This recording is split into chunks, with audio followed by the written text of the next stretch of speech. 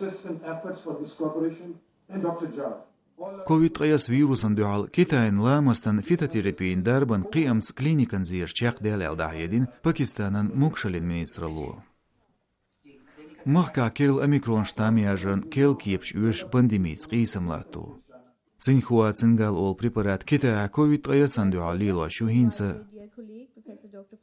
Tsādarba līloš qābāpadsēntan tiazīņš molgunu jāsqaši 100% ösaril gaitin. İdarib līlordu nagā paciент yuqieš bārmjā yedayilazar toqshwela. Orshwat dīnā Pakistanu dāyedir dīnā būsi COVID-19 Kiril un haqdelarg vi ezer qobā šol stagbiewātsēl. Iz ugar laqar teirādu tiārch qābēchwālērch. Tiārch war dīnā un haqdelarg tsabā qūsla 1% alsam dēl Pakistanā. Tra unaqbelchir teirā alsam dēla qūsla 1%.